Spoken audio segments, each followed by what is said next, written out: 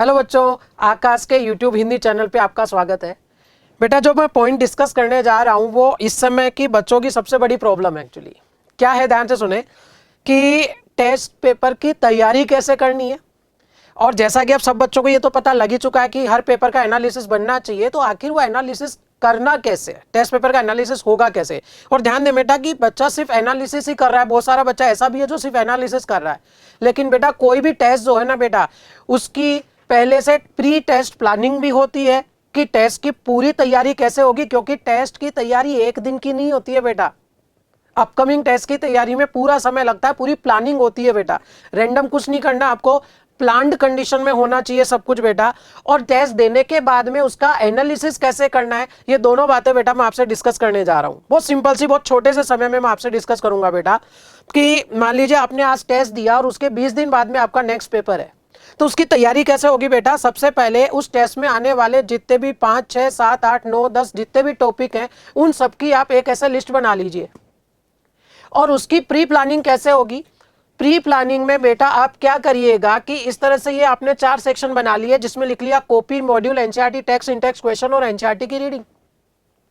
अब आपको क्या करना है बेटा, यहां पर 2 राउंड लेके चलने हैं। पहले राउंड में आपको क्या करना है कि हर चैप्टर, उस टेस्ट में आने वाला हर चैप्टर का आपकी बेटे कॉपी और उसका मॉड्यूल सोल्व होना चाहिए पहले राउंड में। ये फर्स्ट राउंड में होगा बेटा, कॉपी और मॉड्यूल। करते क्या है कि बच्चे बेटा कि एक चैप्टर को बहुत ज्यादा सोल्व कर लेते हैं, बहुत ज्यादा पढ़ लेते हैं, और आने वाले बेटा 6 चैप्टर आ रहे थे, 6 में से 3 की बहुत स्ट्रांगली प्रिपरेशन कर ली, उनके लिए बहुत सारी बेटा अलग अलग तरह के कॉपी पैकेज, अलग अलग तरह के बेटा बहुत सारे तरह के जो भी उनके पास रिसोर्सेज थे, उन सबसे मिलाकर के वो क्वेश्चन सोल्व कर लेते हैं और 3 चैप्टर छोड़ देते हैं। ये बिल्कुल गलत अप्रोच है बेटा। पहले राउंड में आपकी बेटा कॉपी और मॉड्यूल हर चैप्टर का कवर होना चाहिए। उसके बाद सेकंड राउंड में आपके बेटा एनसीईआरटी के टेक्स्ट, इंटेक्स, क्वेश्चन और उसकी रीडिंग लगनी चाहिए। ये आपका बेटे सेकंड राउंड में सोल्व होगा और ये आपका फर्स्ट राउंड में सोल्व होगा। ऐसा ना करें कि एक चैप्टर के लिए आपने सब कुछ सोल्व कर लिया है और बाकी चैप्टर जो है 3 चैप्टर के लिए सब कुछ करा, 3 के लिए बेटा आपने छोड़ दिया है। ऐसा नहीं करें बेटा, ये फर्स्ट राउंड में सोल्व होना चाहिए, सेकंड राउंड में सोल्व होना चाहिए। और कोशिश करें कि बेटा जैसे मान लीजिए आपका टेस्ट जो है वो 10 तारीख को है, तो कोशिश करें कि आपकी ये जो पूरी प्लानिंग है वो बेटे 7 से 8 तारीख को ही कंप्लीट हो जाए। और आराम से बेटा एक दिन अपने आप को पूरा समय दीजिए बाद में आप। ये तो हुआ टेस्ट की प्री प्लानिंग बेटा, मेरी बात समझ रहे हो। बच्चे फिर वही गलती कर रहे हैं कि कुछ चैप्टर पूरे कर जाते हैं, कुछ चैप्टर अधूरे करते हैं। जिनका ये भी सोल्व हो जाए वो और आगे बढ़ सकते हैं बेटा। जैसे हम लोग यहाँ पर बेटा भाई एनसीईआरटी मैप भी सोल्व करवा देते हैं, नो योर एनसीईआरटी भी सोल्व करवाते हैं, मोमेंटम बूस्टर वगैरह, ये सारी चीजें हम यहाँ पर सोल्व करवाते रहते हैं। बाकी आपके पास जो भी अवेलेबिलिटी है बेटा, उसके हिसाब से एटलीस्ट आप ये 2 राउंड तो कंप्लीट जरूर करें टेस्ट की तैयारी से पहले बच्चों। तो ये तो हुई आपकी प्री प्लानिंग। अब पोस्ट टेस्ट में क्या होता है बेटा, उसका प्रॉपर एनालिसिस होना चाहिए। और एनालिसिस का तरीका क्या है वो सुनिए। आप लोग जो भी क्वेश्चन आपने बेटा गलत किए हैं या जो आपके बेटा बाय द वे सही हो गए, कॉन्सेप्ट नहीं आता था लेकिन आपने ठीक है टिक करा और वो सही हो गया है, वो दोनों उस कैटेगरी में आएंगे। अब आपको बेटा आप क्या करते हैं कि बहुत सारे बच्चे हर क्वेश्चन के लिए बोलना शुरू कर देते हैं सिली मिस्टेक हो गई, सिली मिस्टेक हो गई। अरे भैया, सिली मिस्टेक का मीनिंग क्या है? मीनिंग क्या है भाई उस चीज का? मतलब हर चीज को आप सिली मिस्टेक बोलना शुरू कर देते हो, ऐसा नहीं होता बेटा। प्रॉपर एनालिसिस करिए, आप देखिए उसमें कि जो क्वेश्चन आपका गलत हुआ, जो क्वेश्चन आपका गलत हुआ है वो मेमोरी बेस्ड था या कॉन्सेप्चुअल एरर हुई है या कैलकुलेशन एरर हुई है। कि मान लीजिए आपको वो कॉन्सेप्ट याद नहीं था, उसका फॉर्मूला याद नहीं आया, कॉन्सेप्ट आता था, फॉर्मूला याद आता तो कर लेते, समझ रहे हो, तो वो चले जाएंगे मेमोरी बेस्ड कंडीशन में।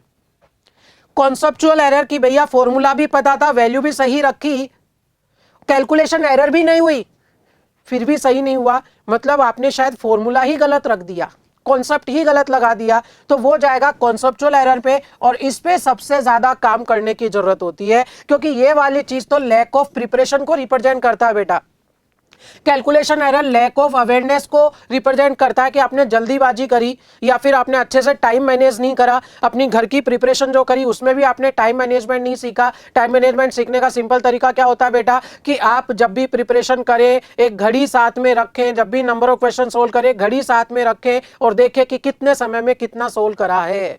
उससे ये प्रॉब्लम आपकी सोल्व हो जाएगी। ये आपकी लैक ऑफ प्रिपरेशन अच्छी होते ही सोल्व हो जाएगी। सारी समस्या जो आनी है वो आनी है कॉन्सेप्चुअल एरर पे, और कॉन्सेप्चुअल एरर को पहचानना सीखिए।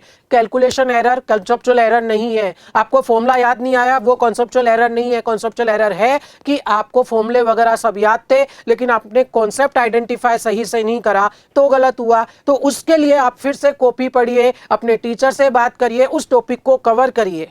और सबसे बड़ा पॉइंट बेटा, ये सब कुछ होने के बाद आप पर चैप्टर उसके वीक टॉपिक लिखें। यहां पर उसका वीक टॉपिक आप लिखें और ऐसी रिपोर्ट आपकी हर अपकमिंग एआई टेस्ट में बननी चाहिए। इससे क्या होगा कि लास्ट में आपके पास उस चैप्टर से रिलेटेड बेटे जितने भी वीक टॉपिक थे सारे एक साथ कलेक्ट होके आ जाएंगे और आप उन पर अच्छे से वर्क करके अपना रिजल्ट सुधार सकते हैं।